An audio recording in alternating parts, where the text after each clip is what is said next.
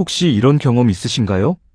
오랜 친구라고 믿었던 사람이 어느 날 갑자기 낯설게 느껴질 때, 분명히 나쁜 사람은 아닌데 그 사람과 헤어지고 나면 왜인지 모르게 기분이 무거워지고 집에 돌아가 소파에 앉으면 가슴 한켠이 텅 빈 것처럼 허전한 그 기분.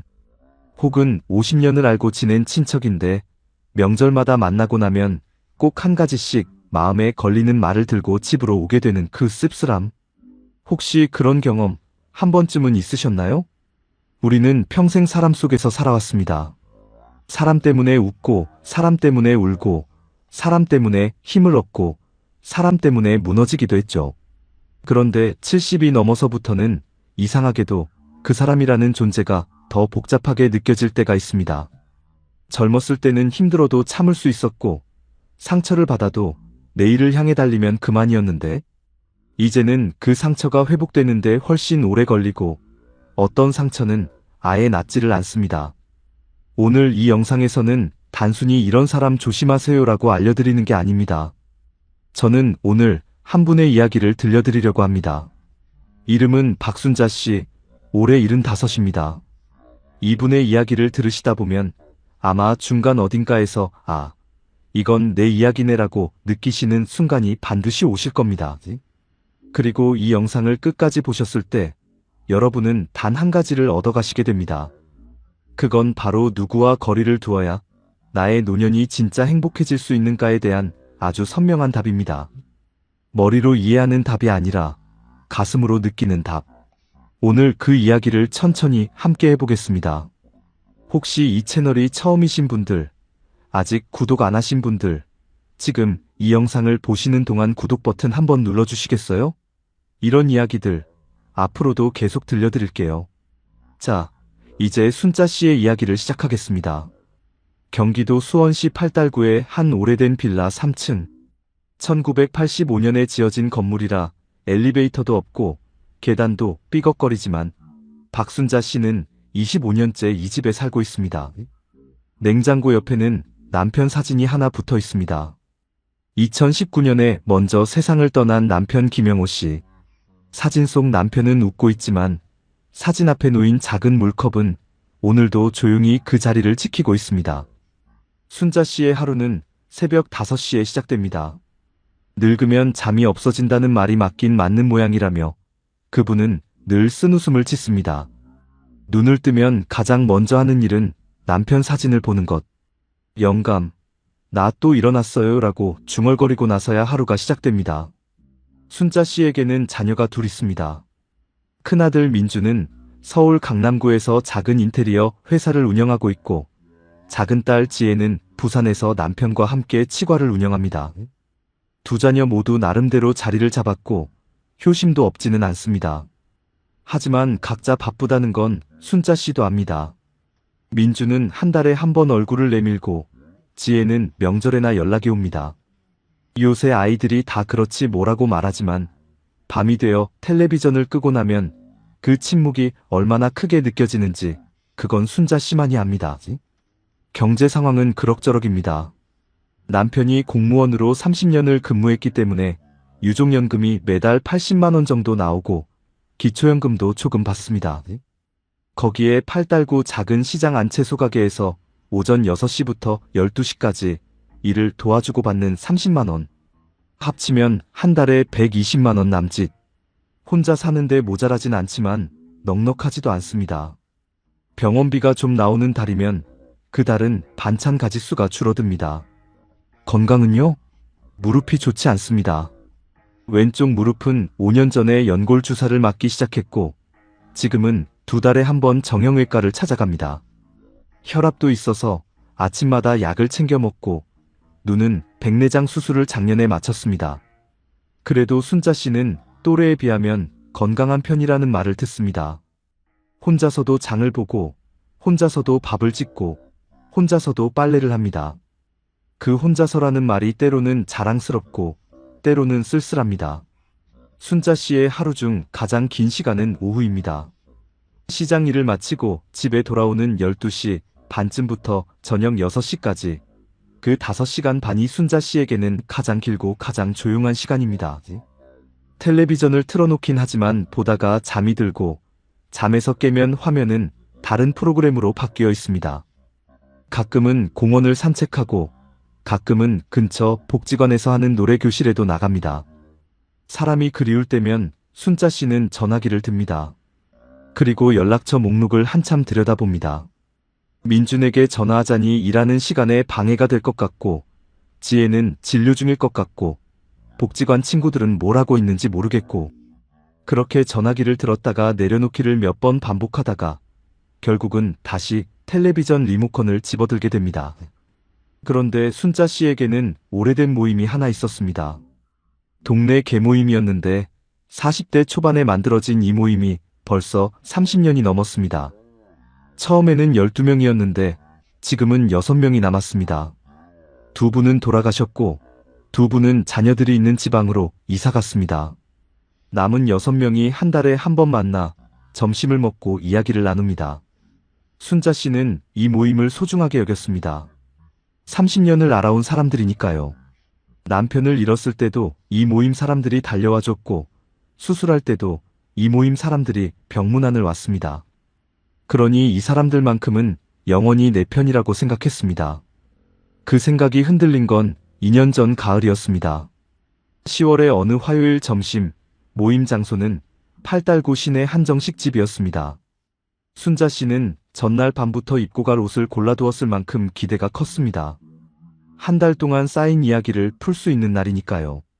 자리에 앉으니 이미 셋이 먼저 와 있었습니다. 최경자 씨, 이명순 씨, 그리고 윤복희 씨. 인사를 나누고 자리에 앉자마자 이명순 씨가 말을 꺼냈습니다. 순자야, 나 할 말이 있어. 사실 좀 걱정이 돼서 말하는 건데. 순자 씨는 고개를 들었습니다. 무슨 걱정이냐고요? 있잖아. 우리 모임에 갯돈 올리자는 얘기가 나왔잖아. 근데 나는 순자 내 형편이 좀 어렵다고 들었거든. 그러니까 순자는 그냥 지금 금액 그대로 내도 되는데 대신 순번해서 좀 뒤로 밀어주는 게 맞지 않겠냐고. 내가 오히려 너 생각해서 하는 말이야. 순자 씨는 잠깐 멍했습니다. 형편이 어렵다는 말. 누가 그런 말을 했을까요? 순자 씨는 형편이 어렵다고 말한 적이 없었습니다. 지혜에게 전화해서 이번 달 병원비가 좀 많이 나왔다고 했던 말이 어딘가에서 새어나갔을까요? 아니면 그냥 혼자 산다는 이유만으로 그런 판단을 받은 걸까요? 아니야, 나 괜찮아. 올리는 거면 같이 올려. 짧게 대답하고 순자 씨는 국물을 한 모금 마셨습니다. 뜨거운 국물이었는데 이상하게도 속이 시원하지 않았습니다. 밥을 먹는 동안 대화는 이어졌습니다. 최경자 씨의 손자 이야기, 윤복희 씨 남편의 건강 이야기, 이명순 씨가 최근 사귀기 시작한 남성 이야기. 이야기들이 흐르는 동안 순자 씨는 조용히 밥을 먹었습니다. 그러다 최경자 씨가 불쑥 끼어들었습니다. 순자야, 솔직히 말해. 혼자 살면서 쓸쓸하지 않아? 우리 남편이 그러는데 아무래도 자식들 곁에 가야 하는 거 아니냐고. 민준이나 지혜한테 같이 살자고 해보지 그랬어. 아니면 요양원이라도. 요양원. 그 단어가 귀에 꽂히는 순간 순자 씨의 가슴 어딘가가 쿵 내려앉는 것 같았습니다. 아직 혼자서 밥도 짓고 장도 보고 일도 하는데 요양원이라는 말이 왜 이 자리에서 나와야 하는 건지. 아직 멀쩡해. 순자 씨는 다시 짧게 대답했습니다. 점심이 끝나고 집으로 돌아오는 버스 안에서 순자 씨는 창밖을 내다봤습니다. 단풍이 곱게 물든 거리가 차창 밖으로 흘러갔습니다. 예쁜 풍경인데 이상하게도 눈에 들어오지 않았습니다. 내가 왜 저런 말을 들어야 하는 거지? 집에 돌아와 신발을 벗고 들어가 소파에 앉았을 때 그때야 비로소 눈물이 났습니다. 본인도 몰랐습니다. 그냥 눈물이 흘렀습니다. 억울하다기보다는 뭔가 오래된 것이 무너지는 기분이었습니다. 30년이라는 시간이 순자 씨가 생각했던 것만큼 단단한 것이 아닐 수도 있다는 그 기분. 그날 밤 순자 씨는 잠을 이루지 못했습니다. 누운 채로 천장을 보다가 혼자 중얼거렸습니다. 영감, 나 요양원 가야 하는 거예요? 물론 대답은 없었습니다. 사진 속 남편은 오늘도 웃고 있을 뿐이었습니다. 그 일이 있고 나서 순자 씨는 이상하게도 복지관 나가는 발걸음이 무거워졌습니다. 사람들이 두려워진 건 아닌데 왠지 모임 자리가 불편해졌습니다. 다음 달 개모임 날짜가 다가올수록 이유 없이 가슴이 두근거렸습니다. 거기 안 나가면 안 되나 싶은 마음도 들었습니다. 그러던 중 12월 초 복지관에서 특강이 열렸습니다. 노년의 인간관계라는 제목이었는데 강사는 40대 초반으로 보이는 사회복지학과 교수였습니다. 순자 씨는 딱히 기대 없이 자리에 앉았습니다. 추운 날씨에 집에 있기 싫어서 나온 것에 가까웠습니다. 교수는 처음부터 이런 말로 시작했습니다. 오늘 제 강의를 들으시는 분 중에 오랜 친구나 지인과의 관계에서 이유 없이 지치거나 상처받은 경험이 있으신 분 계신가요? 솔직하게 손 들어보실 수 있으신가요? 강당 안을 둘러보니 절반 이상이 조심스럽게 손을 들었습니다. 순자 씨도 천천히 손을 올렸습니다. 그 감정, 잘못된 것이 아닙니다. 나이가 들수록 사람의 몸이 회복력을 잃어가는 것처럼 마음도 상처에서 회복되는 시간이 훨씬 길어집니다. 그래서 70대 이후의 인간관계는 20대, 30대와 같은 방식으로 유지해서는 안 됩니다. 관계를 넓히는 게 아니라 관계를 정제해야 할 시기가 온 겁니다. 관계를 정제한다. 그 말이 순자 씨의 마음에 처음으로 꽂혔습니다. 강의는 2시간 동안 이어졌습니다. 순자 씨는 처음으로 강의 내내 조는 대신 노트에 무언가를 적었습니다. 오랫동안 그러지 않았던 일이었습니다. 강의가 끝나고 복지관 로비에서 강사를 잡아 물었습니다. 교수님, 그러면 어떤 사람을 멀리해야 한다는 건가요? 기준이 뭔지 잘 모르겠어요. 강사는 잠깐 생각하다가 대답했습니다. 어머니, 그 사람과 함께한 시간 다음에 어머니 마음이 어떤지를 보세요. 만나고 나서 더 가벼워지면 좋은 사람이고 만나고 나서 더 무거워지면 지금 단계에서 조심해야 할 사람입니다. 70대의 마음은 젊은이들의 마음보다 훨씬 정직하거든요. 순자 씨는 그 말을 듣는 순간 10월의 한정식집 점심이 생각났습니다. 그리고 혼자 버스에 앉아 창밖을 보던 자신이 생각났습니다. 집에 돌아와 남편 사진 앞에 앉은 순자 씨는 조용히 말했습니다. 영감, 나 이제 좀 생각해봐야 할 것 같아요. 그날 이후 순자 씨는 자신의 인간관계를 천천히 되돌아보기 시작했습니다. 한 명 한 명 만나고 나면 어떤 기분이 드는지를 떠올려 봤습니다. 그 과정은 생각보다 훨씬 아프고 훨씬 복잡했습니다. 그런데 진짜 변화는 그때부터 시작됐습니다. 가장 먼저 순자 씨가 마주한 사람은 이명순 씨였습니다. 30년 지기 계모임 친구, 남편 장례식에도 와줬던 사람. 그런데 가만히 생각해보니 이명순 씨와 만나고 나면 늘 한두 가지씩 마음에 걸리는 말이 남았습니다. 처음에는 순자 씨도 자신이 예민한 건 아닐까 싶었습니다. 아니, 솔직히 말하면 그렇게 생각하고 싶었습니다. 30년 친구를 의심한다는 게 스스로도 불편했으니까요. 그래봤자 친구니까, 그래봤자 나를 걱정해서 한 말이겠지라고 생각하면서 넘어갔습니다. 그런데 기억을 더듬어 보면 그게 한두 번이 아니었습니다. 3년 전 순자 씨가 시장 일을 시작하겠다고 했을 때 이명순 씨가 한 말. 아이고, 그 나이에 일을 해? 사람들이 뭐라 할까봐 걱정이다. 그 말을 듣고 순자 씨는 하루 종일 기운이 빠졌습니다. 결국 일을 시작하긴 했지만 이명순 씨의 그 말이 일주일 동안 머릿속에 맴돌았습니다. 2년 전 순자 씨가 요리교실에 등록하겠다고 했을 때도 비슷했습니다. 지금 나이에 요리를 배워서 어디다 쓰려고? 라는 말 한마디에 순자 씨는 등록을 포기했습니다.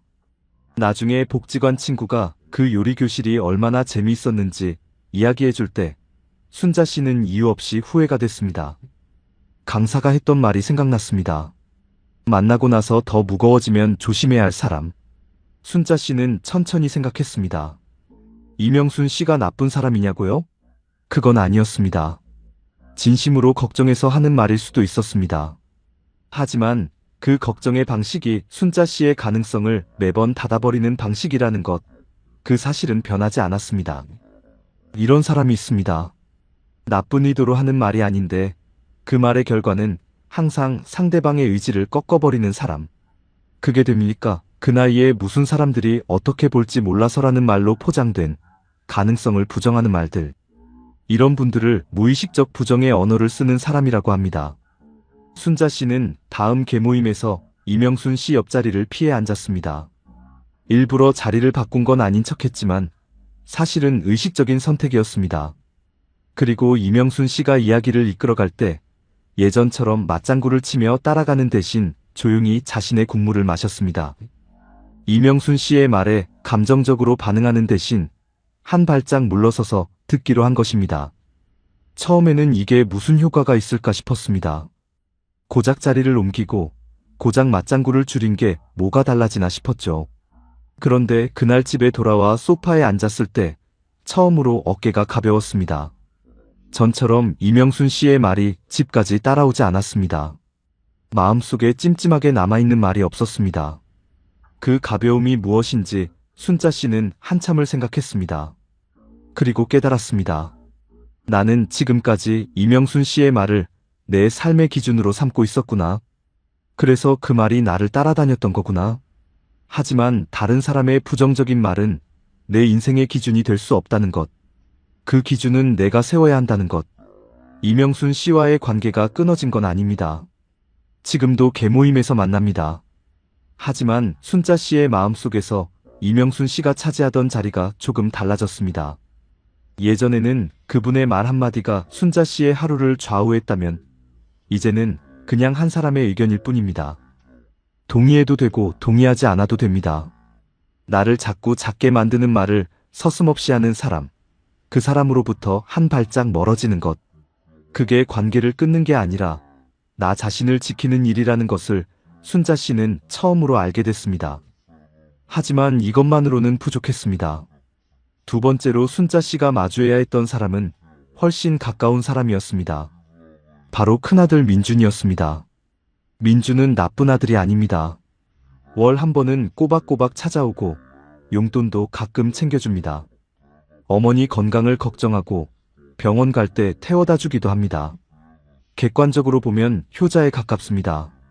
그런데 민준과 함께하는 시간은 왜인지 항상 긴장됩니다.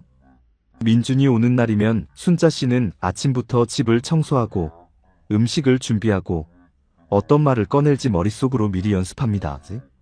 민준이 좋아하는 갈비찜을 전날부터 손질해두고 민준이 싫어하는 화제는 피하려고 노력합니다. 왜냐하면 민준은 순자 씨의 말에 자주 끼어들기 때문입니다. 어머니, 그건 그렇게 하면 안 되는 거예요. 어머니, 제발 요즘은 그런 방식으로 하지 마세요. 어머니, 그 사람이 왜 그랬는지는 제가 더 잘 알아요. 처음에는 그냥 아들의 걱정이려니 했습니다. 세상이 빠르게 바뀌니까 본인이 모르는 것도 있을 거라고, 아들이 더 아는 게 있을 거라고 스스로를 다독였습니다. 하지만 그 횟수가 쌓이다 보니 민준이 오는 날이면 집에 돌아오고 싶은 마음보다 나가고 싶은 마음이 더 강해졌습니다. 어느 날이었습니다. 순자 씨가 시장에서 아는 분의 소개로 수채화 그림 모임에 나가볼까 한다고 말했을 때였습니다. 어머니, 그런 거 나가봤자 뭐가 됩니까? 그 돈이면 건강보험 추가로 드는 게 낫지. 그림은 뭘 그리러 가세요? 순자 씨는 잠깐 말이 막혔습니다. 그림이 뭘 그리러 가느냐고요? 그냥 즐겁고 싶어서 가는 거지. 그림 그리는 게 뭔가 되는 일이어야만 하나요? 75살에도 즐거움은 필요한데 그 즐거움이 누군가의 눈에 쓸모가 있어야만 허락이 되는 건가요? 그날 민준이 돌아가고 나서 순자 씨는 오랫동안 창가에 서 있었습니다. 밖에는 가로등이 켜지고 있었습니다. 순자 씨는 생각했습니다. 나는 지금까지 아들한테 설명해야 하는 삶을 살았구나. 시장 일도 몸이 힘들지 않냐는 민준의 걱정에 한 번 더 설명해야 했고, 복지관 노래교실도 다른 것도 있다는 민준의 말에 변명처럼 이유를 대야 했습니다. 75살 어머니가 자신이 하고 싶은 일에 대해 45살 아들에게 허락을 받아야 하는 삶? 그게 언제부터였는지 생각해보니 남편이 세상을 떠난 뒤부터였습니다. 혼자가 되었다는 것이 어느 순간부터 스스로 결정할 수 없다는 것과 같은 의미가 되어버린 겁니다. 순자 씨는 다음날 수채화 그림 모임에 등록했습니다. 민준에게 물어보지 않았습니다. 말하지도 않았습니다. 그냥 갔습니다. 노란 앞치마를 두르고 생전 처음 물감을 짜고 어설프게 붓을 움직였습니다. 선생님이 손을 천천히 움직여보세요라고 말할 때 순자 씨는 이상하게 눈물이 날 것 같았습니다. 그림은 엉망이었습니다. 나무를 그렸는데 나뭇잎이 어디로 날아갔는지도 모르게 번졌습니다. 하지만 그날 돌아오는 길에 순자 씨의 발걸음은 오랫동안 느껴보지 못한 가벼움이 있었습니다. 다음 달에 민준이 왔을 때 순자 씨는 냉장고 위에 붙여놓은 수채화 습작을 보여줬습니다. 이게 뭐예요? 그림 배우기 시작했어. 민준은 잠깐 멈추더니 언제요? 라고 물었습니다. 지난달부터. 짧은 침묵이 흘렀습니다. 민준은 뭔가를 더 말하려다가 입을 다물었습니다. 그리고 한참 뒤에 조용히 말했습니다. 재밌어요? 응, 재밌어. 그게 전부였습니다. 하지만 그 짧은 대화가 순자 씨에게는 무엇보다 길게 느껴졌습니다. 내 삶에 대한 결정권은 내 것이라는 것. 사랑하는 사람이라도 그 사람의 의견이 내 삶의 방향을 정할 수는 없다는 것. 아들을 밀어내는 게 아니라 나 자신을 다시 중심에 세우는 것. 그 차이를 순자 씨는 그 수채화 모임에서 처음으로 몸으로 배웠습니다. 여기서 가장 놀라운 일이 벌어집니다. 수채화 모임을 다니기 시작한 지 2달째 되던 어느 날 순자 씨는 그 모임에서 한 사람을 만납니다. 71세 강숙이 씨였는데 강숙이 씨 역시 3년 전 남편을 잃은 홀몸이었습니다. 그림을 그리면서 자연스럽게 이야기를 나누다 보니 두 사람은 이상하게도 처음부터 마음이 통했습니다. 강숙이 씨는 그림보다 이야기가 많은 사람이었습니다. 붓을 들다가 내려놓고 붓을 들다가 또 내려놓고 그러다 순자 씨한테 말을 건넸습니다. 처음에는 날씨 이야기, 그 다음은 점심 메뉴 이야기, 그러다 슬그머니 다른 이야기로 넘어갔습니다. 저기, 순자 씨, 우리 복지관 이 선생님 알지요? 거기서 제가 들었는데 말이에요. 그게 시작이었습니다. 강숙이 씨는 말을 참 잘했습니다. 누구 이야기, 어느 집 이야기, 어느 모임에서 있었던 일, 말이 끊이지 않았습니다. 처음에 순자 씨는 이 사람이 말이 많은 거니까 들어주는 게 예의라고 생각했습니다. 재미있기도 했습니다. 그런데 한 달, 2달, 3달이 지나면서 이상한 일이 생겼습니다. 복지관에서 마주치는 사람들이 순자 씨를 보는 눈빛이 조금씩 달라지는 것 같았습니다. 아니, 그냥 순자 씨의 착각일 수도 있었습니다. 그런데 어느 날 수채화 모임의 다른 회원이 순자 씨를 복도에서 잡아세우더니 조심스럽게 말했습니다. 저기, 순자 씨, 아까 강숙이 씨가 순자 씨 이야기를 하던데. 가슴이 철렁했습니다. 강숙이 씨가 순자 씨 이야기를 했다고요? 알고 보니 강숙이 씨는 순자 씨에게서 들은 이야기들을 다른 사람들에게 그대로 전하고 있었습니다. 순자 씨 아들이 인테리어 사업을 한다는 것, 순자 씨가 시장에서 일한다는 것, 순자 씨의 병원 이야기들. 나쁜 말을 한 건 아니었습니다. 하지만 순자 씨가 사적으로 나눈 이야기들이 복지관 사람들 사이에 퍼져 있었습니다. 순자 씨는 그날 그림 모임에서 강숙이 씨 옆에 앉아 조용히 붓을 움직이면서 생각했습니다. 이 사람은 나를 좋아하는 게 아니라 내 이야기를 좋아하는 거구나. 강숙이 씨가 나쁜 사람인지는 순자 씨도 모릅니다. 어쩌면 그냥 말이 많고 가십을 즐기고 그게 관계를 이어가는 방식인 사람일 수도 있습니다. 하지만 순자 씨의 이야기가 자신도 모르는 사이에 여러 사람에게 흘러가고 있다는 사실. 그게 순자 씨에게는 불편했습니다. 그때부터 순자 씨는 강숙이 씨 옆에서는 이야기를 깊이 하지 않기로 했습니다. 날씨 이야기, 그림 이야기, 밥 이야기. 그 선에서 대화를 유지하고 자신의 가족 이야기나 걱정거리는 꺼내지 않았습니다. 강숙이 씨가 요즘 어떻게 지내세요? 라고 물으면 그냥 잘 지내요라고 대답했습니다. 더 이상 민준 이야기도 지혜 이야기도 병원 이야기도 하지 않았습니다. 처음에는 이게 너무 차갑게 구는 게 아닌가 싶었습니다. 가까운 사람인데 이렇게까지 말을 아껴야 하나 싶기도 했습니다. 하지만 시간이 지나면서 알게 됐습니다. 내 이야기는 아무에게나 나눠줘서는 안 된다는 것. 내 이야기는 그 이야기를 소중히 여길 사람에게만 해야 한다는 것. 강숙이 씨와의 관계가 나빠진 건 아닙니다. 여전히 그림 모임에서 만나고 점심도 가끔 함께 먹습니다. 하지만 순자 씨는 이제 그 관계의 깊이를 스스로 조절합니다. 그게 냉정한 게 아니라 현명한 거라는 것을 이제는 압니다. 남의 이야기를 즐겨 퍼뜨리는 사람, 그 사람 앞에서 내 이야기를 꺼내는 건 마치 바람 부는 날 씨앗을 손에 올려놓는 것과 같다는 것을 순자 씨는 그렇게 배웠습니다. 정작 중요한 건 다음이었습니다. 세 번째 사람까지는 그나마 괜찮았습니다. 하지만 네 번째로 마주해야 했던 사람은 순자 씨에게 가장 긴 시간 가장 깊은 혼란을 주었습니다. 그리고 그 사람을 통해서 순자 씨는 노년의 가장 무서운 함정 하나를 발견하게 됩니다. 그 사람은 박정숙 씨였습니다. 같은 빌라 2층에 사는 이웃이었는데 나이는 순자 씨보다 3살 위인 78이었습니다. 정숙 씨는 겉보기에는 아무 문제가 없었습니다. 오히려 매우 다정한 사람이었습니다. 아플 때 죽도 끓여다 주고 무거운 짐이 있으면 도와주고 혼자 사는 순자 씨를 항상 챙겨줬습니다. 문제는 정숙 씨가 자주 이런 말을 했다는 것입니다. 순자 씨, 우리가 이 나이에 뭘 하겠어요? 그냥 하루하루 지내는 게 다지. 이 나이에 욕심을 부리면 몸만 상해요. 그냥 있는 거 먹고 편하게 사는 게 최고예요. 건강하게 있다가 때가 되면 가는 거지.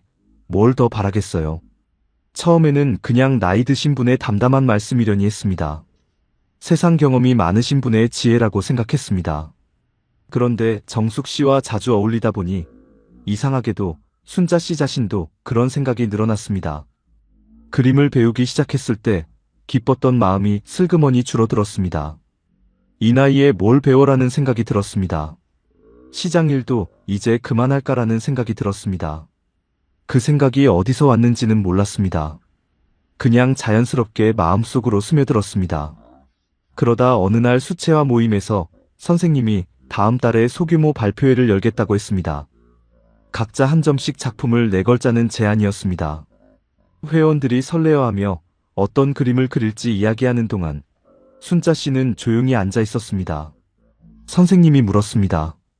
순자 씨는 어떤 그림 그리실 건가요? 순자 씨는 잠깐 망설이다가 말했습니다. 저는 안 내도 될 것 같아요. 제 그림은 아직 수준이 안 되니까. 선생님이 눈을 크게 뜨며 말했습니다. 무슨 말씀이세요? 순자 씨 그림이 얼마나 따뜻한데요. 꼭 내셔야 해요. 그 말을 듣는 순간 순자 씨는 뭔가 이상하다는 것을 느꼈습니다. 나는 언제부터 안 해도 되는 쪽을 먼저 선택하게 됐지? 언제부터 이 나이에가 이유가 됐지? 집에 돌아와 생각해보니 최근 몇 달 동안 정숙 씨와 어울린 시간이 늘어났고 그 시간 동안 정숙 씨가 했던 말들이 순자 씨의 마음속에 쌓여 있었다는 것을 알았습니다. 이 나이에 그냥 편하게 뭘 더 바라겠어. 정숙 씨는 나쁜 사람이 아닙니다. 정숙 씨는 그냥 그렇게 살기로 선택한 사람이었습니다. 하지만 그 선택이 순자 씨의 선택일 필요는 없었습니다. 순자 씨는 한 가지를 깨달았습니다. 말은 공기처럼 퍼진다는 것. 매일 듣는 말은 나도 모르게 내 생각이 된다는 것. 그래서 매일 이 나이에 뭘이라는 말을 듣다 보면 어느 순간 나 자신이 그 말을 내면화하게 된다는 것. 이미 포기한 사람 곁에 있으면 나도 모르게 포기하게 됩니다. 이미 담을 쌓은 사람 옆에 있으면 나도 모르게 담을 쌓게 됩니다. 노년의 가장 무서운 것은 건강을 잃는 것도 돈을 잃는 것도 아니라 살고자 하는 의지를 잃는 것이라고 합니다. 그리고 그 의지는 주변 사람들의 언어에 의해 아주 조용히, 아주 서서히 갉아먹힌다는 것을 순자 씨는 그때 처음으로 몸으로 느꼈습니다. 그 후로 순자 씨는 발표회에 그림을 냈습니다. 복숭아꽃이 핀 골목 풍경이었습니다. 엉성하고 어설펐지만 순자 씨가 직접 보고 느끼고 그린 풍경이었습니다. 발표회 날 민준이 왔습니다. 아무 말도 하지 않고 한참을 그림 앞에 서 있더니 조용히 말했습니다. 어머니 그림이에요? 복숭아꽃이 예쁘네요. 칭찬이 아니었습니다. 그냥 있는 그대로 본 것뿐이었습니다. 그런데 순자 씨는 그 말이 참 좋았습니다. 이 부분에서 많은 분들이 놀랍니다. 4가지까지 왔을 때 순자 씨는 이미 많이 달라져 있었습니다. 하지만 가장 마지막에 마주해야 했던 다섯 번째 사람이 순자 씨에게 가장 큰 변화를 가져다 줬습니다. 그리고 그 사람은 놀랍게도 순자 씨 자신이었습니다.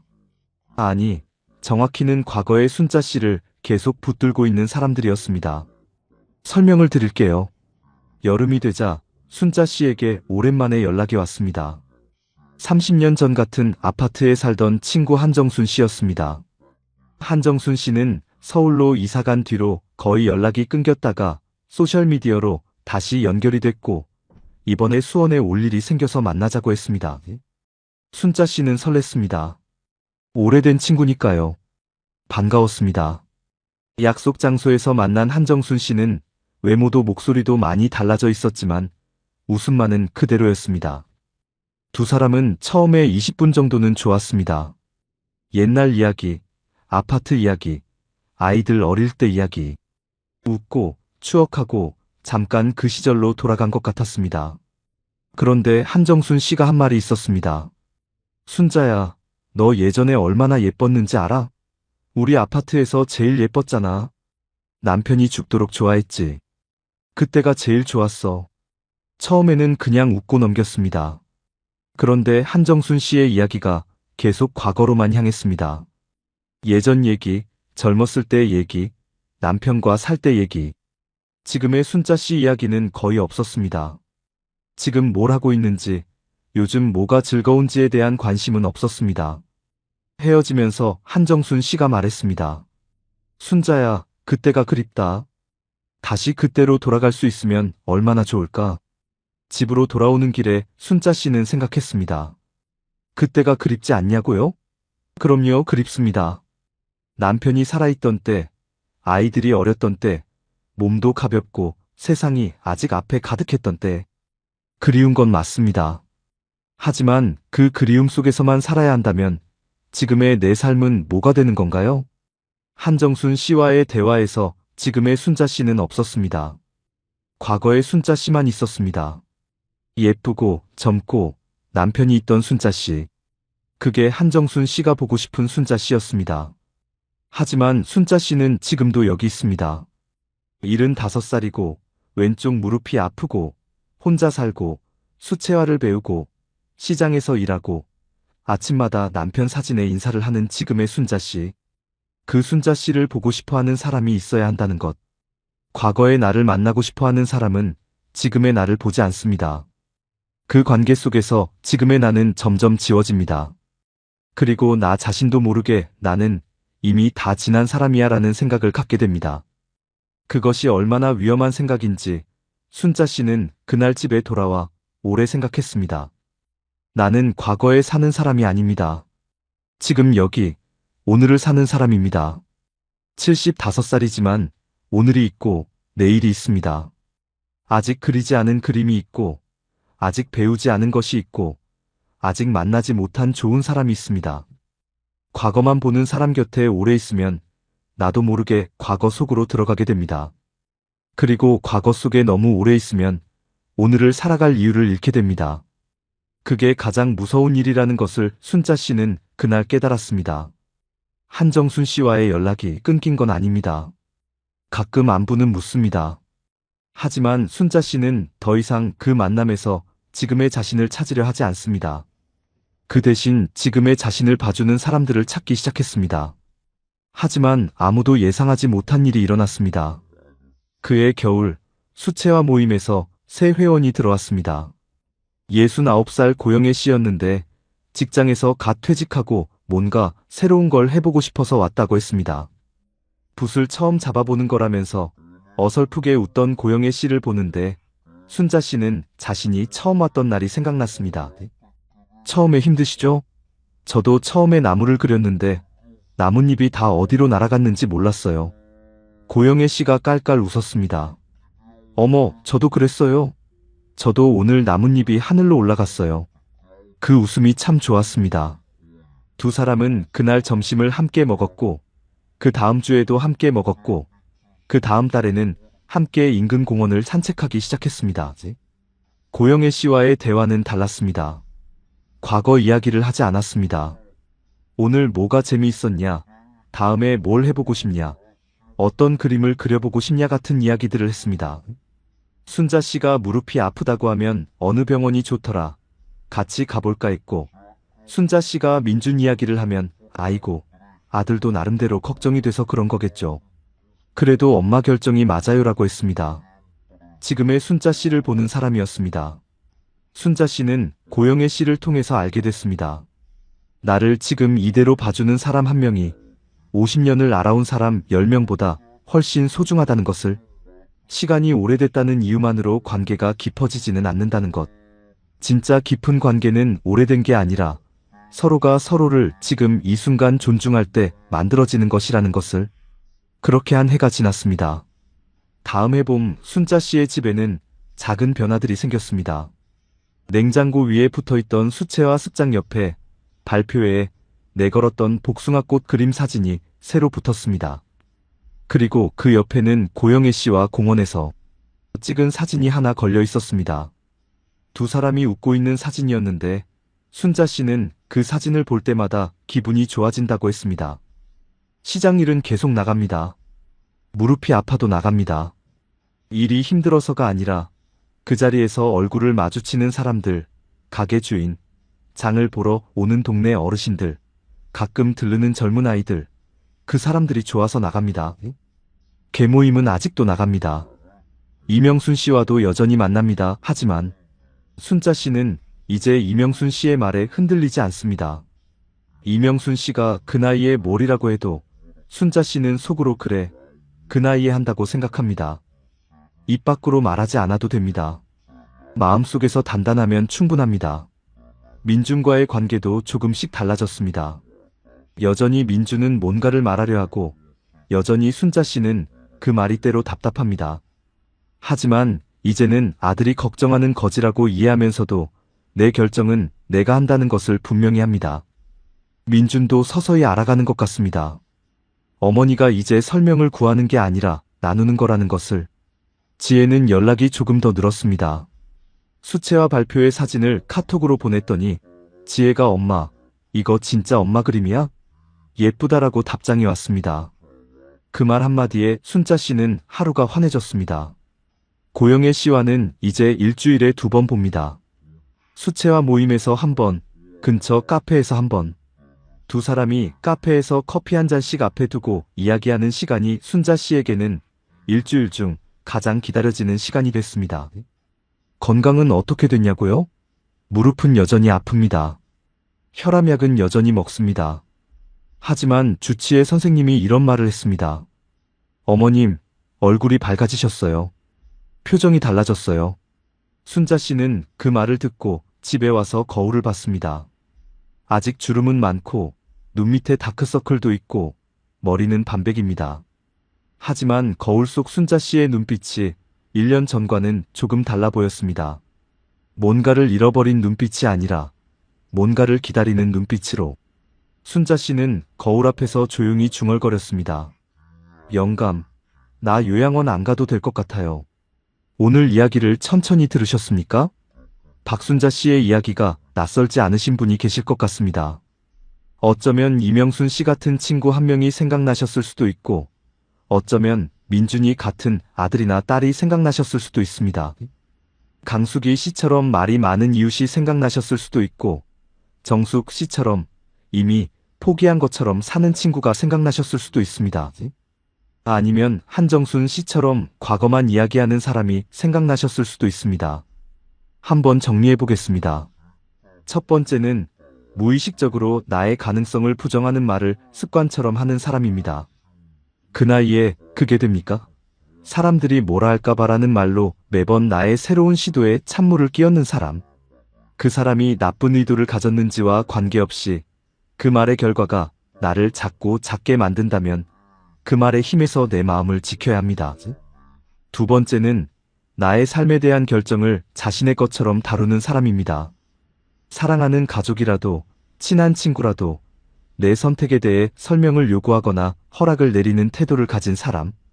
그 관계 안에서 나는 점점 스스로 결정하는 힘을 잃어갑니다. 사랑받는 것과 통제받는 것은 다릅니다. 그 경계선을 내 안에서 분명히 해야 합니다. 세 번째는 남의 이야기를 즐겨 퍼뜨리는 사람입니다. 그 사람 앞에서 내 속마음을 꺼낸다는 것은 내 이야기를 바람 속에 날리는 것과 같습니다. 관계의 폭은 유지하되 깊이는 조절해야 합니다. 내 이야기는 그것을 소중히 여길 사람에게만 해야 합니다.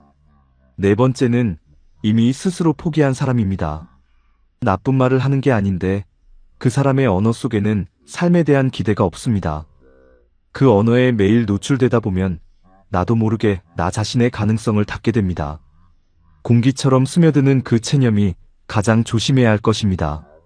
다섯 번째는 지금의 나 대신 과거의 나만 보고 싶어 하는 사람입니다. 추억은 소중하지만 추억 속에만 머무는 관계는 지금의 나를 지워버립니다. 나는 지금 여기서도 여전히 살아있는 사람이고 여전히 성장할 수 있는 사람입니다. 그것을 봐주는 사람들 곁에 있어야 합니다. 여기까지 오신 분들 정말 수고하셨습니다. 어떠셨나요? 오늘 이 이야기를 들으시면서 어떤 분이 생각나셨나요? 댓글에 나도 이런 사람 있어요 라고 한 줄만 써주셔도 됩니다. 어떤 유형의 사람이 가장 공감이 가셨는지 댓글로 나눠주시면 우리 서로가 덜 외로워질 수 있을 것 같습니다. 그리고 한 가지만 말씀드리고 싶습니다. 멀리해야 할 사람을 알게 됐다고 해서 지금 당장 관계를 끊을 필요는 없습니다. 사람을 끊는 게 목적이 아닙니다. 진짜 목적은 나 자신을 지키는 것입니다. 내 마음이 가벼워지는 사람 곁에 더 오래 있고 내 마음이 무거워지는 사람 곁에서는 조금 거리를 두는 것. 그것만으로도 삶은 달라집니다. 순자 씨가 그걸 보여줬습니다. 오늘부터 단 한 가지만 해보세요. 오늘 하루 만났던 사람들을 떠올려 보세요. 그리고 그 사람과 헤어지고 나서 내 마음이 어땠는지를 한 번만 느껴보세요. 가벼웠는지 무거웠는지. 그 느낌을 기억하는 것, 그게 시작입니다. 70이 넘어도 괜찮습니다. 80이 넘어도 괜찮습니다. 새로운 친구를 사귈 수 있고, 새로운 취미를 시작할 수 있고, 새로운 아침을 맞이할 수 있습니다. 그리고 무엇보다 나를 기쁘게 해주는 사람 곁에서 남은 시간을 보낼 자격이 있습니다. 여러분 한 분 한 분이 다 그 자격이 있습니다. 아직 구독 안 하신 분들, 오늘 이야기가 좋으셨다면 구독 버튼과 좋아요 한번 눌러주세요. 그게 이런 이야기를 더 많이 만들 수 있는 힘이 됩니다. 그리고 주변에 이런 이야기가 필요한 분이 계시다면 이 영상을 조용히 공유해주세요. 오늘도 여기까지 함께 해주셔서 고맙습니다. 건강하세요. 그리고 오늘도 좋은 사람 곁에서 따뜻하게 지내세요.